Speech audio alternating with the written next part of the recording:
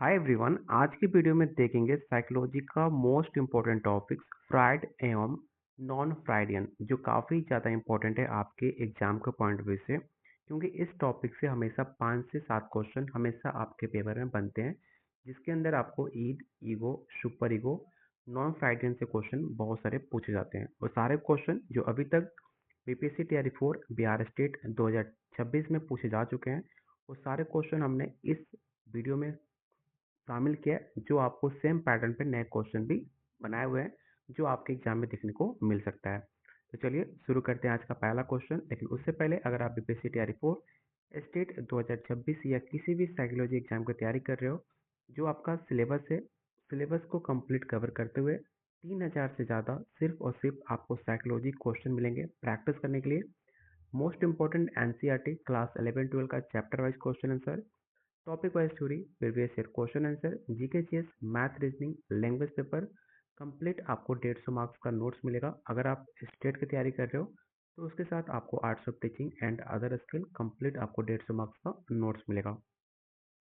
अगर कोई आपको डाउट होता है, कोई भी इंक्वायरी हो एग्जाम रिलेटेड या टॉपिक रिलेटेड, तो आप मुझसे डायरेक्ट आप मुझसे इस नंबर पे कॉल और व्हाट्सएप करके बात कर सकते हो। ये सब कुछ मिलेगा 500 में। साथ में आपको गाइड भी किया जाएगा कैसे एग्जाम की तैयारी करनी है, किस टॉपिक पे फोकस करना है, कौन सी गलती नहीं करनी है, सब चीज़ आपको प्रॉपर गाइड के साथ सब कुछ बताया जाएगा। तो चलिए शुरू करते हैं आज का पहला क्वेश्चन। पहला क्वेश्चन है, फ्रॉइड के अनुसार मानसिक संरचना का वो घटक जो पूर्णतः अचेतन होता है और जन्म से ही विद्वान रहता है तथा अनंत सिद्धांत पर कार्य करता है, वो कौन सा है? पहला ऑप्शन है ego, super ego, Eid, Eros या इनमें से कोई नहीं।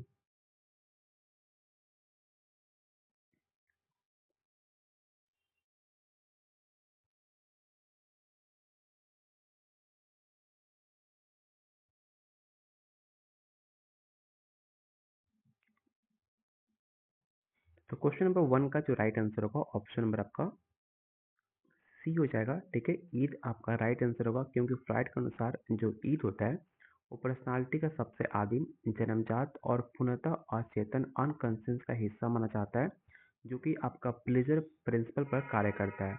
लेकिन आपका तत्काल संतुष्टि के लिए जो ईगो होता है अर्थात सिद्धांत पर कार्य करता है, और जो सुपर ईगो होता है वो आपके नैतिक जो आपका मोरल सिद्धांत होता है, उसके बाद ये दोनों विकसित होते हैं। तो आप इसे याद रखिएगा। एक और कंसेप्ट यहाँ मैं क्लियर कर देना चाहता हूँ कि जो आपका ईद होता है वो जन्मजात होता है, वो आपके अनकॉन्शियस और आपके प्लेजर प्रिंसिपल पर कार्य करता है। जो आपका ईगो होता है वो आपके विकसित अचेतन या चेतन यथार्थ सिद्धांत पर कार्य करता है, और जो आपका सुपर ईगो होता है वो आपकी विकसित नैतिक जो आपका मोरल सिद्धांत होता है उस पर कार्य करता है।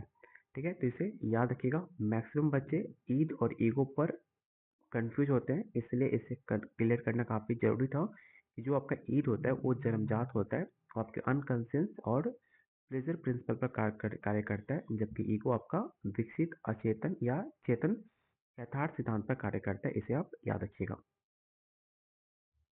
क्वेश्चन नंबर सेकंड है, फ्राइड के मनोलैंगिक विकास के सिद्धांत में ओडिपस कॉम्प्लेक्स किस अवस्था में घटित होता है? ओडिपस कॉम्प्लेक्स से चाहे कोई भी पेपर हो, 2 से 1 क्वेश्चन या 3 क्वेश्चन कभी कभी एग्जाम में बन जाते हैं। तो आपको बताना है कि फ्राइड के जो ओडिपस कॉम्प्लेक्स है किस अवस्था में घटित होता है? ओरल स्टेज, अनल, फैलिक, जैंसियल या इनमें से कोई नहीं।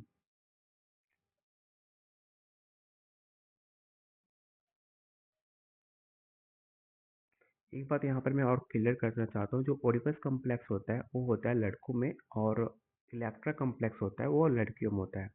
तो इसको लेकर कंफ्यूजन मत होना। ओडिपस कॉम्प्लेक्स आपके सिगमंड फ्रॉइड के द्वारा दिया गया है, जो कि लड़कों से आधारित होता है। तो क्वेश्चन नंबर 2 का जो भी आंसर सी दे रहे हैं उनका आंसर बिल्कुल सही है, फैलिक स्टेज, क्योंकि ओडिपस कॉम्प्लेक्स और इलेक्ट्रा कॉम्प्लेक्स फ्रॉइड के मनोलैंगिक विकास सिद्धांत लिंग अवस्था से जो एज ऑफ पीरियड होता है 3 से 6 वर्ष के बीच होता है। इस अवस्था में बच्चे का जो ध्यान होता है वो आपके सेक्स पर केंद्रित होता है, जो कि अपोजिट सेक्स के माता पिता के प्रति आकर्षित होता है। इसे याद रखिएगा। ऑप्शन नंबर आपका सी राइट आंसर होगा। क्वेश्चन नंबर थर्ड, फ्रॉइड के अनुसार निम्नलिखित में कौन सा रक्षा तंत्र अस्वीकार्य विचारों या इच्छाओं को अचेतन में धकेलने की प्रक्रिया है? क्वेश्चन नंबर थर्ड का राइट आंसर बताइए क्या होगा?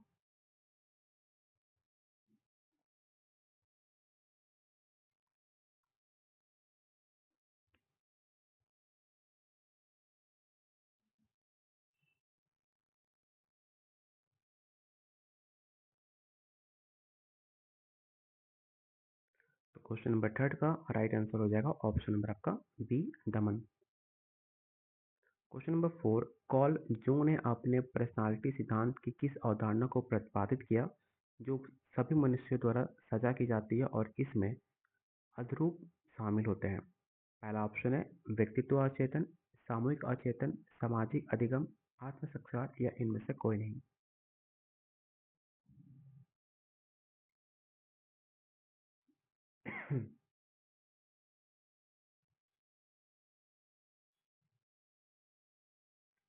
तो याद रखिएगा, कॉल जूंग ने फ्रॉइड की पर्सनालिटी अचेतन के अतिरिक्त उन्होंने कलेक्टिव अनकॉन्शियस की अवधारणा दी है, जो कि राइट आंसर होगा ऑप्शन नंबर आपका बी। ठीक है, याद रखिएगा, कलेक्टिव अनकॉन्शियस और आपका सिगमंड फ्राइड का पर्सनल अनकॉन्शियस दोनों ये डिफरेंस है। इसको लेकर आप कंफ्यूज मत होना, क्योंकि छात्र अक्सर जो होते हैं जोंग के कलेक्टिव अनकॉन्शियस को फ्राइड के अनकॉन्शियस के साथ मिला देते हैं। इसलिए इसको कंसेप्ट क्लियर करना काफ़ी ज़रूरी था कि कॉल जूंग का कलेक्टिव अनकॉन्शियस और सिगमंड फ्राइड का पर्सनालिटी अनकॉन्शियस दोनों ये डिफरेंट होता है। इसे आप कंफ्यूज मत होना और इसे आप दोनों एक मत समझ लेना। इसलिए इसका राइट आंसर होगा ऑप्शन नंबर आपका B. Question number five, Alfred Adler के सिद्धांत का केंद्रीय बिंदु क्या है? ऑप्शन नंबर पढ़िए और बताइए इसका राइट आंसर क्या होगा?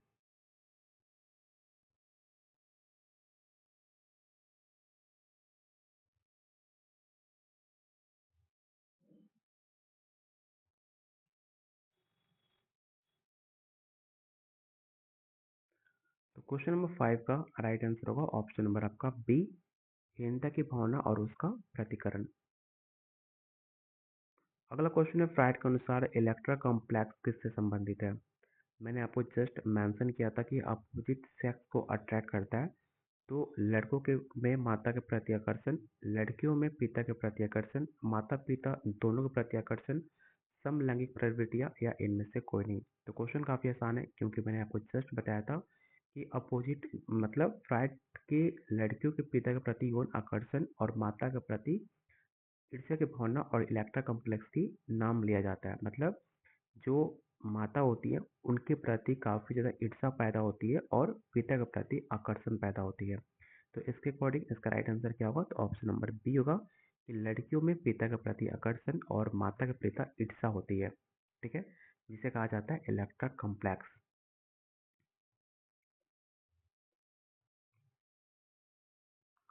क्वेश्चन नंबर सेवन, आपको बताना है कि निम्नलिखित में कौन सा रक्षा तंत्र सामाजिक रूप से स्वीकार्य व्यवहार में अक्षणीय प्रवृत्तियों को पुनर्निर्देशन में शामिल करता है? क्वेश्चन नंबर सेवन का राइट आंसर बताइए क्या होगा? ये सारे क्वेश्चन आपके एग्जाम में पूछे हुए सवाल है, जो आपके एग्जाम और इस पैटर्न पर नए क्वेश्चन बनाए गए हैं, जो आपको एग्जाम में देखने को मिल सकता है। तो इसका राइट राइट आंसर होगा ऑप्शन नंबर बी, सब लिमिशन। अगला क्वेश्चन आपको स्टेटमेंट बेस्ड क्वेश्चन है, जो बीपीएससी टीआरई 4 में पूछा गया था। बीपीएससी टीआरई 4 में बीपीएससी टीआरई पेपर में पूछा गया था कि फ्रॉइड के अनुसार अधिकांश आपकी मानसिक प्रक्रियाएं अचेतन स्तर पर घटित होते हैं। ये आपका स्टेटमेंट हो गया।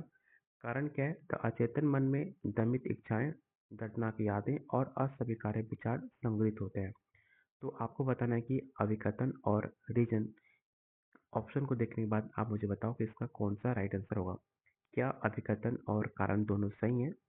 या ऑप्शन नंबर बी है, अविकथन और कारण दोनों सही है, लेकिन जो आपका कारण है वो अविकथन का सही व्याख्या नहीं करता। और ऑप्शन सी है, सही है लेकिन आपका कारण गलत है। और ऑप्शन डी है, कारण गलत है लेकिन अभिकथन सही है। ठीक है, इसका बताओ इसका राइट आंसर क्या होगा?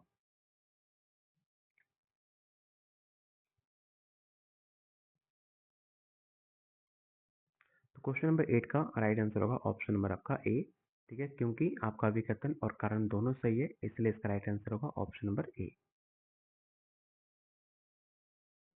क्वेश्चन नंबर 9, कॉरेन हेनरी ने फ्रॉइड के किस सिद्धांत की आलोचना करी थी? आपको पता होगा सिग्मंड फ्रॉइड के बहुत सारे ने इनकी सिद्धांत की आलोचना करी थी, तो आपको बताना है कि कैरन हैरोन किस ने फ्रॉइड के किस सिद्धांत को आलोचना करी थी?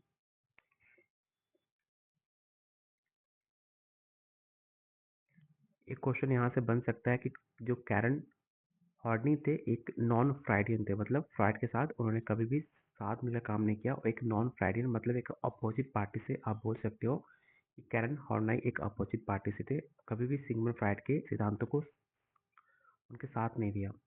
तो क्वेश्चन नंबर 9 का जो राइट आंसर होगा option number B, Oedipus complex जो था, जो काफ़ी विवादित भी था, उसको क्रिटिसाइज किया था कैरन हॉर्नी ने। तो ऑप्शन नंबर बी इसका राइट आंसर होगा। क्वेश्चन नंबर 10, एरिक फॉर्म के अनुसार आधुनिक समाज में व्यक्तित्व की प्राथमिक समस्या क्या है?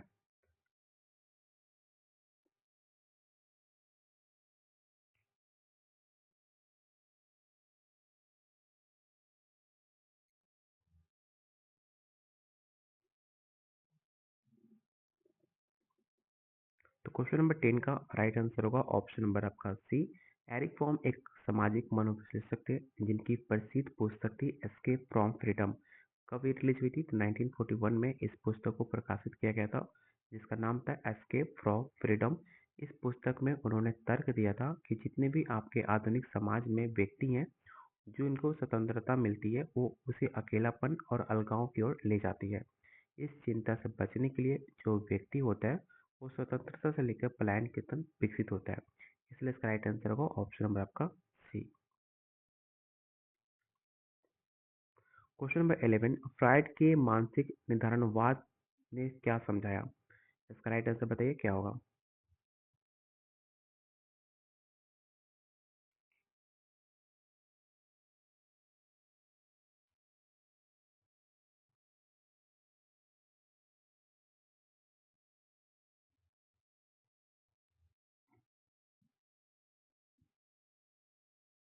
तो क्वेश्चन नंबर 11 का राइट आंसर होगा ऑप्शन नंबर आपका सी हो जाएगा। अगला क्वेश्चन है, फ्राइड के अनुसार कैंथारसिस का अर्थ क्या होता है?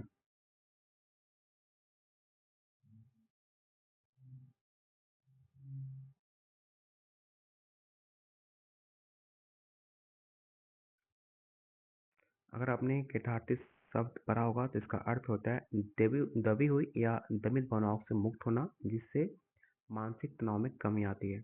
ठीक है, इसका राइट आंसर क्या होगा? तो इसका राइट आंसर हो जाएगा ऑप्शन नंबर आपका ए।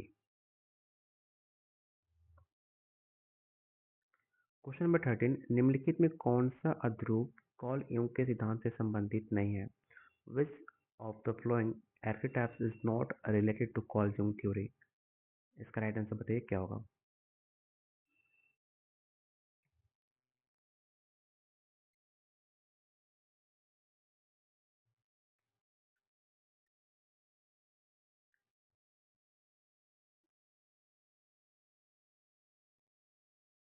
इसका राइट आंसर होगा ऑप्शन नंबर आपका डी, इन्फीरियोरिटी, जो कि एक अवधारणा है किससे?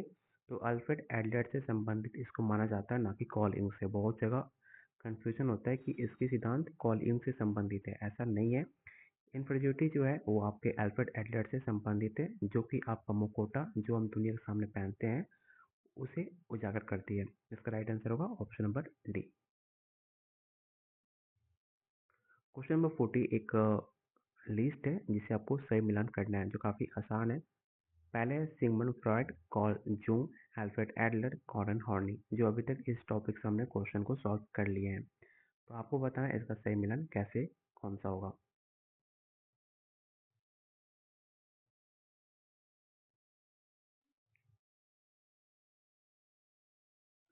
बात की जाए आपकी सिगमंड फ्रॉइड की तो काफ़ी आसान है, ए का 3 हो जाएगा। तो मैं यहाँ पर लिख देता हूँ ए का 3।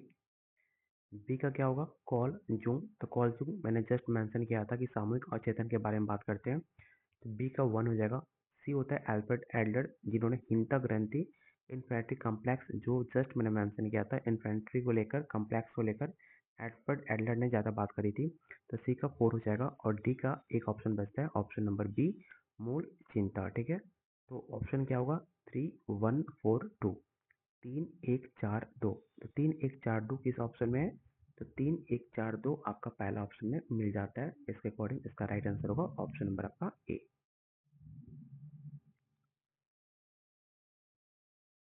सिगमंड फ्रॉइड के अनुसार गुदा अवस्था में निर्धारण किस प्रकार की व्यक्तित्व विकसित हो सकता है? इन ऑप्शन को ध्यान से पढ़िए और बताइए इसका राइट आंसर क्या होगा।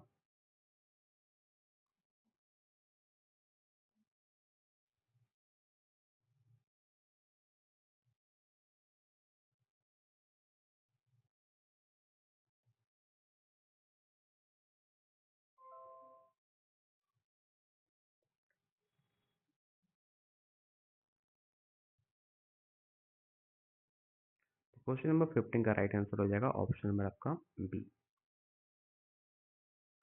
अगला क्वेश्चन आपको स्टेटमेंट बेस्ड क्वेश्चन है, जो बीपीएससी तैयारी और स्टेट में दोनों में देखने को मिलता है कि फ्रॉइड के अनुसार ईगो यथार्थ सिद्धांत जो रियलिटी प्रिंसिपल पर कार्य करता है, और कारण है कि ईगो का कार्य ईद की इच्छाओं को यथार्थवाद तरीके से संतुष्ट करना होता है।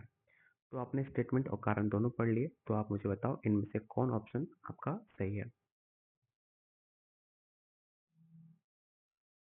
एक क्वेश्चन यहाँ से और बनता है, जो अनल स्टेज होता है उसका टाइम ऑफ पीरियड क्या होता है? तो time of period Anal stage का 1 से 3 वर्ष होता है। ठीक है,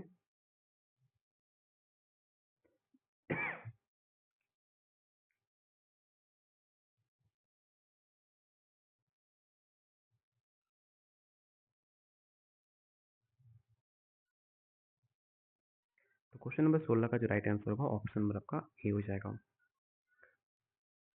क्वेश्चन नंबर 17, निम्नलिखित में कौन सा रक्षा तंत्र किसी व्यक्ति द्वारा अपनी अस्वीकार्य भावनाओं को दूसरों पर आरोपित करने से संबंधित है?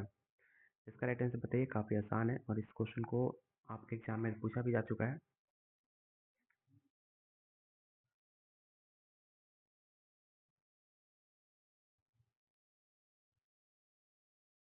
तो इसका राइट आंसर होगा ऑप्शन नंबर आपका बी, प्रोजेक्शन। याद रखना, प्रोजेक्शन एक ऐसा रक्षा तंत्र है जिसमें व्यक्ति अपने अस्वीकार्य, अपने भावनाओं को, अपने इच्छाओं को, अपने विचारों को पहचानने के बजाय दूसरे व्यक्तियों या वस्तु को आरोपित थोप देता है।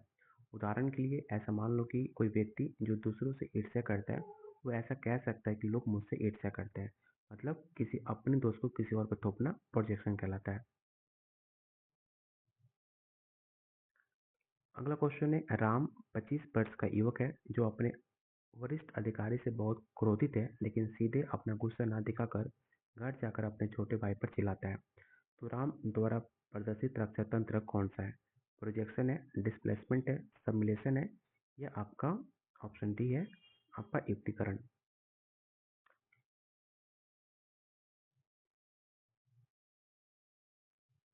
तो ऐसा बहुत बार ऐसा होता है, हम खुद भी ऐसा करते हैं, जब किसी और गुस्सा किसी और पर हम उतारते हैं, उसे कहते हैं डिस्प्लेसमेंट। ठीक है, जब अपनी क्रोध को कंट्रोल करके और किसी और पे उतारे, जो अपने बॉस से या कहीं से गुस्सा आकर किसी और पर निकालना, आपका डिस्प्लेसमेंट कहलाता है। ऑप्शन नंबर बी इसका राइट आंसर होगा। क्वेश्चन नंबर 19, यदि राम अपने क्रोध को मुक्केबाजी या खेल के माध्यम से व्यक्त करता तो कौन सा रक्षा तंत्र कहलाता? मतलब किसी और का गुस्सा किसी और पे ना उतार कर किसी खेल के माध्यम से उतारता, तो उसे हम क्या कहते हैं, आपको ये बताना है। क्या उसे हम डिस्प्लेसमेंट कहते हैं, या सिमुलेशन, या रिपल्सन, या प्रोजेक्शन, या इनमें से कोई नहीं? काफी इंपॉर्टेंट क्वेश्चन है, इसे याद रखना।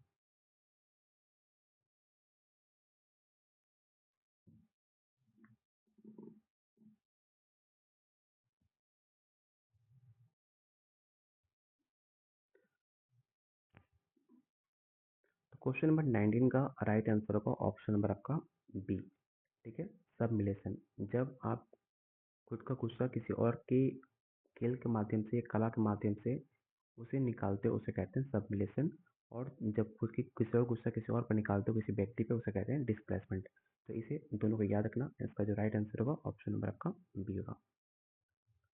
अगला क्वेश्चन आपको बताना है कि सीता एक परीक्षा में असफल हो जाती है और वो कहती है कि परीक्षा काफ़ी कठिन थी और शिक्षक ने उसे ठीक से पढ़ाया ही नहीं था, जबकि वास्तविक कारण उसकी अपनी तैयारी की कमी मानी जाती है। तो सीता किस अक्षर तंत्र का उपयोग कर रही है? युक्तिकरण का, प्रक्षेपण का, अस्वीकार का या प्रतिष्ठापन का? देखो यहाँ से बहुत सारे क्वेश्चन बनते हैं, अगर इसे आप समझ लिए तो आपको बहुत सारे क्वेश्चन यहाँ से बन जाएंगे। तो वो उपाय कर रही है आपका युक्तिकरण का। ठीक है, युक्तिकरण क्या होता है? तो युक्तिकरण किसी व्यक्ति अपनी असफलता या अपने गलत व्यवहार के लिए तर्कसंगत या प्रशंसनीय बहाने बनाता है ताकि आत्मसम्मान की रक्षा हो सके। और सीता अपनी असफलता को असली कारण त्याग की कमी ना स्वीकार करके बाहरी दुनिया पर अपने कमी को थोप रही है, जिसमें शिक्षक की गलती को दोष दे रही है। ठीक है, इसे कहते हैं आपका युक्तिकरण। इसका राइट आंसर होगा ऑप्शन नंबर आपका ए। देखो यूट्यूब पे हम साइकोलॉजी का जो सेट होता है वो 30 होता है, लेकिन जो आपको मिलेगा पेड नोट्स के अंदर, हम यूट्यूब पे आपको सिर्फ 20 क्वेश्चन आपको प्रैक्टिस कराते हैं। बाकी कंप्लीट नोट्स के लिए आप मुझे व्हाट्सअप या कॉल कर सकते हो, जो कंप्लीट आपको 150 मार्क्स का नोट्स मिलेगा। सब कुछ आपके सिलेबस के अकॉर्डिंग होगा और काफ़ी डिटेल होगा। क्वेश्चन का जो आंसर होगा व्याख्या सहित होगा, सिर्फ क्वेश्चन का आंसर नहीं मिलेगा, जिसे आप पढ़ने के बाद हर क्वेश्चन को आसानी से समझ सकते हो। ये सब कुछ मिलेगा सिर्फ 500 में, जो अभी तक बहुत से बच्चे ले चुके हैं। अगर आप भी इंटरेस्टेड हो तो आप मुझे इस नंबर पे कॉल व्हाट्सअप करके ले सकते हो। कंप्लीट गाइड आपको किया जाएगा, कैसे एग्जाम की तैयारी करनी है, किस टॉपिक पढ़ना है, आपको प्रॉपर ए टू जेड सब कुछ समझाया जाएगा। लेने के लिए आप मुझे इस नंबर पर कॉल व्हाट्सअप कर सकते हो। और प्लीज़ डेली चाहते हो अगर ऐसा वीडियो मिले तो वीडियो को लाइक और शेयर जरूर करना। मिलते हैं बहुत जल्द अगले वीडियो में, तब तक के लिए वॉचिंग।